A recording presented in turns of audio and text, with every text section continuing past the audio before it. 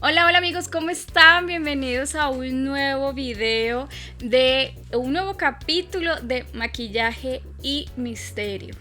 Estamos en el mes de junio, que no solo se celebra el inicio de las vacaciones de verano aquí en los Estados Unidos, además del Día del Padre, el día más feliz del año, también se celebra el solsticio de verano, pero una de las cosas también muy importantes que se celebra en este mes es el mes del orgullo gay. Y también este mes se conmemora el levantamiento de Stonewall, que se celebró en 1969 en Nueva York y que dio inicio a la lucha por los derechos a los homosexuales. Así que por eso el maquillaje de hoy es así súper colorido, porque quise plasmar en mis ojos la mayoría de los colores que tiene la bandera gay, que es la bandera del arcoíris, una bandera muy famosa. Por eso les traigo una historia que marcó profundamente toda la sociedad mexicana y sobre todo a la sociedad perteneciente a la comunidad LGBTQ+. Les traigo la historia de un asesino que fue conocido como el asesino del arco iris. Por eso te invito a que te quedes en el canal para que conozcas esta historia y que cuando escuches hablar de homofobia sepas que en muchas ocasiones, lastimosamente, la homofobia y la intolerancia mata. Porque love is love, e independientemente de quién seas, mereces amar y ser amado. Así que ponle pausa, ve por algo rico de comer y beber y simplemente quédate a escuchar esta historia, que sé que también te va a marcar después de conocerla. Raúl Ociel Marroquín Reyes nació el 1 de septiembre de 1980 en la ciudad de Tampico, Tamaulipas. Él era hijo de Roberto Marroquín y Gloria Reyes. No se tiene mucha información de su niñez, solamente de que tuvo una infancia relativamente normal, aunque existen reportes de que él sufrió abuso psicológico y físico por parte de su padre, además de que su padre fue el responsable de sembrar en este hombre un odio profundo hacia los homosexuales. También se tiene informe de que él estudió solamente hasta la preparatoria. Él quería estudiar medicina, pero no tenía los fondos suficientes, así que fue cuando decidió ingresar al ejército mexicano. El 21 de enero de 1999 él ingresa como soldado raso al ejército, al batallón militar que estaba ubicada en Tampico. Ya él estando en el ejército, él empieza la carrera de medicina, pero solo estudia 1 año y medio. Después de eso la abandona y después de estar 4 años y 7 meses y llegar al cargo de sargento primero de sanidad, decide darse de baja del ejército mexicano. Entre las múltiples biografías que a él se le han hecho, después de este tiempo se ratifica a él su gusto por la violencia y su comportamiento se hizo cada vez más y más agresivo, solo que sin las limitaciones que representaba el ejército. Ya cuando él estaba dado de baja, perpetró un asalto usando la violencia y por este hecho él fue capturado y encarcelado por al menos 14 meses. Él estuvo preso entre mayo del 2004 y el 2005 y cuando él sale del 2005 decide abandonar su ciudad natal y emigrar a la Ciudad de México. Poco antes de que Raúl Ociel iniciara una vida delincuencial que pusiera en jaque a las autoridades mexicanas, él conoce a su amigo Enrique Madrid Manuel. A él le confiesa su deseo por matar homosexuales, como él le decía, y este hombre, Enrique, le dice, lo convence que antes de matarlos, de asesinarlos, pidieran un rescate a la familia y así poder ellos ganar un dinero. Pero se tiene la creencia de que esto era una mera excusa o formalidad, porque las cantidades que pedían para liberar las personas eran muy pequeñas a comparación de lo que normalmente piden para liberar a un secuestrado. Se calcula que entre los dos pudieron llegar a conseguir un total de 200,000 pesos mexicanos. Más o menos serían unos $11,000 de la actualidad.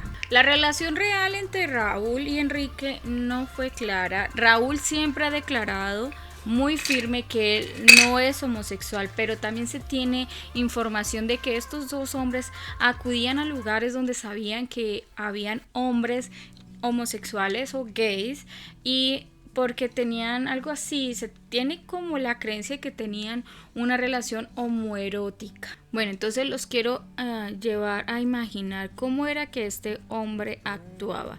Era un viernes más en la zona rosa de la Ciudad de México, que es como por excelencia el lugar donde más se reúnen todo tipo de personas, entre ellas las personas que pertenecen a la comunidad LGBTQ+. En uno de estos bares se encontraba Ricardo contento, estaba de verdad muy emocionado porque se había ligado a un hombre que se había presentado con él con el nombre de Carlos, un hombre bastante atractivo, alto, muy de cuerpo atlético, bastante interesante. Al acercarse la madrugada, Carlos invita a Ricardo a su casa. Ricardo, por el calor del momento, los tragos, no sabemos qué situación, decide aceptar esta invitación. Cuando llegan al apartamento de Carlos, con más licor, con coqueteos, quiere sacarle información a Ricardo de su situación económica, de la situación económica de su familia. Le hace preguntas extrañas, pero Ricardo no cae en cuenta de que algo raro está sucediendo. Ricardo suelta toda la información que Carlos le pide, y cuando Carlos se siente satisfecho de la información que logró sacar de Ricardo, lo golpea muy fuerte y lo hace perder en ese momento el conocimiento. Cuando Ricardo vuelve en sí, se da cuenta de que está atado, está totalmente maniatado, y empieza una terrible tortura que dura por al menos 9 días. Durante esos 9 días, Carlos, que para entonces ya se había dado a identificar como Raúl Ociel, se comunica con la familia de Ricardo para pedirle un rescate. Y una vez cobrado su rescate, en vez de liberar a Ricardo, que estaba muy esperanzado con que esto sucediera, decide asesinarlo y luego desmembrarlo, ni meter sus partes en una maleta y abandonarlo en las cercanías de la estación del metro Chabacano. Y ese era su modus operandi. Él, una vez capturado, él le dice a las personas que él no era quien se acercaba a sus víctimas. Él no era quien las elegía. Él dejaba que sus víctimas se acercaran a él, porque así era mucho más fácil para él convencerlo de que lo acompañaran a su apartamento o quizás a un hotel para terminar de pasar la noche. Una vez en su casa, después de sacar la información deseada, salía su cómplice, Enrique, y torturaban a esta persona por varios días. En algunas situaciones los asesinaba el mismo día. Y así era como el asesino actuaba. Él no abordaba a sus víctimas directamente, esperaban que se acercara a él en estos bares de la zona rosa, en el centro de la Ciudad de México, y mientras estas personas se acercaban a él, él aprovechaba para indagar sobre sus vidas, sobre a qué se dedicaban, poder sacar la mayor información como de la situación económica de las familias de estas personas. Una vez estas personas se abrían a él y él ganaba su confianza, él las invitaba a su apartamento. Una vez allí, él era auxiliado por su cómplice, y como les dije antes, procedía a atar a sus víctimas, a torturarlas, a llamar a los familiares para pedirles un rescate. En algunas ocasiones llegaron a pedir hasta 120,000 pesos, pero en otras ocasiones la familia no era capaz de pagar esta cantidad de dinero. Según su propio testimonio, él escogió a hombres homosexuales sin él serlo, porque para él era mucho más fácil atraparlos o engancharlos, como él mismo dijo. Dejaba que se le acercaran, él siempre se presentaba con el nombre de Carlos. Él dice que él prefería estas víctimas porque ellas lo acompañaban a su apartamento sin mayor problema, y luego pues como en un afán por tratar de justificar sus delitos, él decía que él lo que le estaba haciendo era un favor a la sociedad de librarla de este tipo de personas que para él hacían mucho daño a la infancia. Sus víctimas podían estar en cautiverio de 5 a 9 días. Creo que la mayor cantidad de tiempo fue el que estuvo 9 días. Él los ahorcaba, podía hacerlo con sus propias manos usando una soga o asfixiándolos con bolsas de plástico. También en su afán por tratar de justificar sus delitos, quizás por tratar de consolarse a sí mismo, le dijo a los funcionarios del AFI, que fueron los que lo capturaron, que una de sus víctimas era portador del VIH, así que le hizo un bien a la sociedad de librarlos de una persona con esta enfermedad que no hubiera tenido miramientos o límites para tratar de contagiar a otros. En muchas ocasiones también dijo que lo volvería a hacer si tuviera la oportunidad, solo que sería mucho más cuidadoso para no ser atrapado tan fácil. Que le preguntaron por las familias de la víctima, de sus víctimas, y él dice que pues nunca se detuvo como a pensar en ellos. De lo único que él dice arrepentirse es de que su familia estuviera pasando por ese escándalo.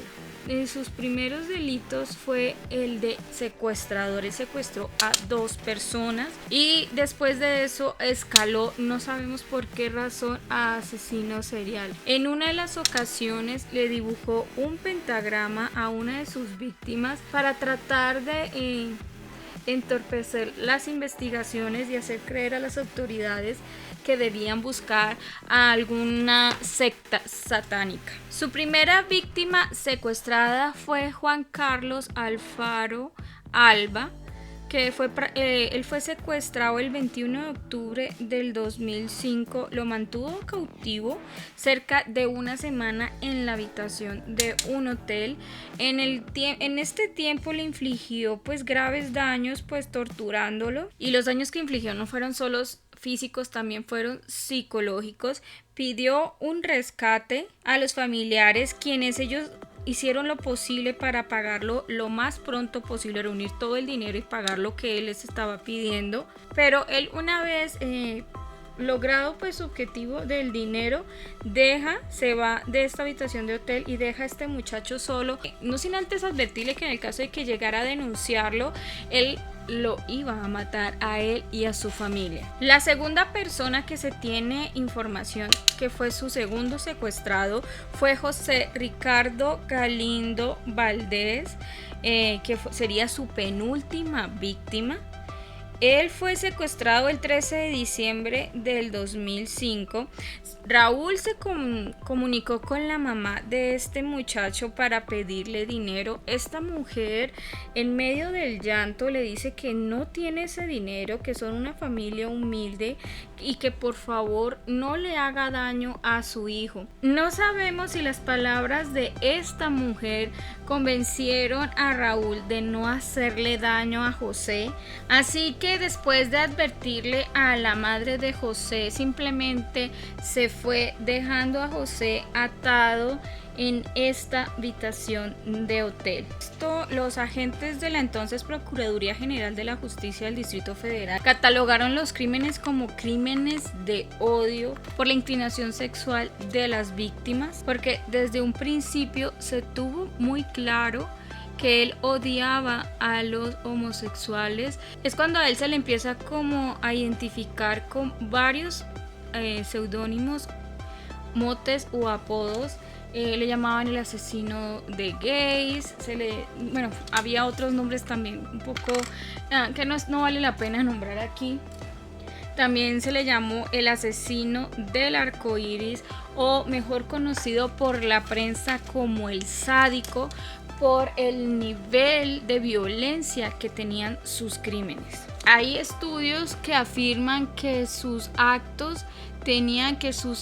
asesinatos tenían características homoeróticas, pero él siempre ha dejado claro una y otra vez que él no es gay. Nunca se supo exactamente cómo fue su detención, pero el 23 de enero del 2006 elementos de la Agencia Federal de Investigaciones AFI, dirigidas por Genaro García Luna, y gracias a todos los trabajos de inteligencia que se efectuaron después de que en la Ciudad de México en varias estaciones de metro se encontraran maletas con cadáveres desmembrados, fue posible la captura de este monstruo.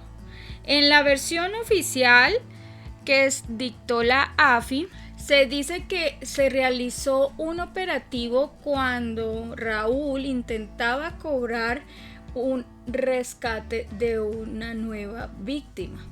También en la prensa se supo que las autoridades tenían el registro de su voz y la usaron como prueba. Y este registro surgió cuando él se comunicaba con los familiares de las personas que tuvo secuestradas o de las personas que había asesinado. Gracias a esto, pues su captura fue sencilla, entre comillas, sin necesidad de usar fuego, balas o algo. Pero en este punto su cómplice sí no pudo ser capturado, él estuvo huyendo y solo pudo ser capturado en el año 2013. Pero el 6 de febrero del 2010, Raúl Ociel fue condenado por el juez 18 del Reclusorio Preventivo Varonil Oriente a pasar 280 años en la cárcel. Pero ¿cómo se supo quién era el causante de estos homicidios? Para esto tengo que hablarles sobre sus 4 víctimas asesinadas. Voy a empezar por su primer víctima. La primer víctima que asesinó este monstruo fue Jonathan Razo Ayala, que era un estudiante de 20 años. Su cadáver fue encontrado el día 27 de octubre porque fue abandonado en las cercanías del metro Chabacano en la Ciudad de México. Para su rescate, él exigió un total de 50,000 pesos a sus familiares. Él estuvo secuestrado 16 días en la casa de Marroquín. Los 50,000 pesos que él le pidió a la familia eran aproximadamente unos $5,000. La familia no pudo juntar el dinero, no pudo pagarle y se siente culpable, pero se sabe que así hubiesen pagado el dinero, este hombre no hubiera liberado a Jonathan.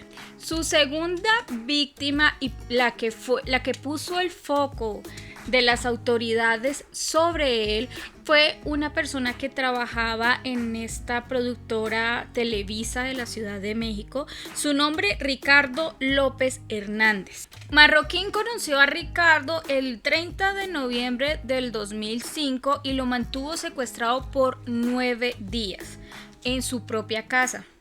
Por él le pedía a la familia 120,000 pesos, pero la familia solo pudo pagar 28,000 de esos 120,000.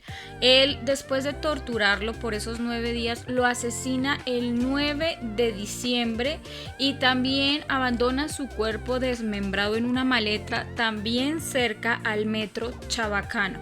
Cuando se denunció la desaparición de esta persona, gracias a que su trabajo pues en esta productora pues como que puso las alertas a tope. Ya se conocían testimonios de que la comunidad LGBTQ+, más en la parte de los hombres, estaban desapareciendo y apareciendo muertos en situaciones muy complicadas, donde sus cuerpos demostraban que habían sufrido realmente tortura. Están luego sus 2 últimas víctimas conocidas que la secuestró el 16 y el 17 de diciembre. Es Armando Rivas Pérez y Víctor Ángel Iván Valderas. Por el último pidió un rescate de 8,300 pesos.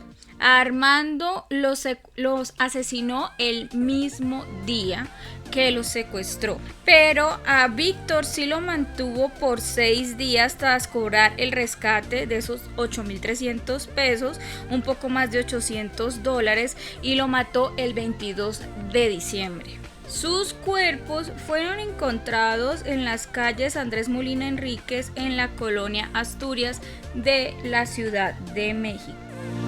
Raúl creía que sus hechos tenían justificación moral.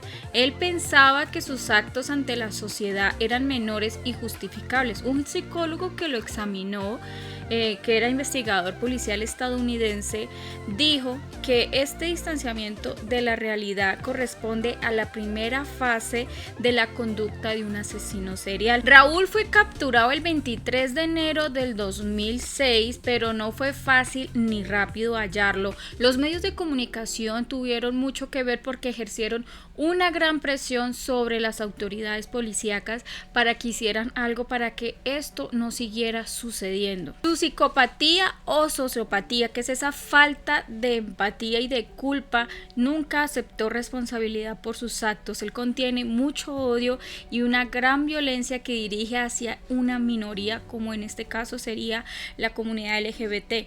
Narcisista, él pensaba que le estaba haciendo un favor a la sociedad y que la sociedad antes tendría que agradecerle lo que él había hecho. Genaro García, que era en ese entonces el titular de la agencia federal AFI, le comunicó al país el 26 de enero sobre la captura de Raúl porque ya se había propagado un miedo por la sociedad capitalina. Él cumple hoy su sentencia en la penitenciaría del Distrito Federal en la colonia San Marta, Catitla, en donde fue trasladado en el 2010 después de haber estado preso en el reclusorio preventivo varonil Oriente de Iztapalapa. Él ha recibido muchas amenazas, así que él también lo tienen como en un área especial. Y bueno, esa ha sido la historia por el día de hoy, pues teniendo en cuenta que estamos en el mes del orgullo gay, es bueno recordar estos casos donde muestran que lastimosamente esta minoría se ha visto amenazada en varias ocasiones por culpa de la intolerancia de algunos. Es muy triste que cuando solo quieres salir y divertirte sin hacerle daño a nadie, tengas que tener cuidado de las personas porque no soportan ver que tú eres feliz y que te aceptas como eres. Y esto ha sido todo por el día de hoy. Yo los veo en el siguiente video. Espero que les haya parecido informativo esta historia. Déjame saber en la cajita de comentarios tú qué opinas de toda esta historia y de cómo crees tú que se debería celebrar el mes del orgullo gay. Yo les mando besos, bendiciones, Dios los cuide. Regálame un dedito arriba si no te has suscrito al canal. Hazlo y bienvenido a nuestra comunidad y nos vemos en un siguiente video. Bye.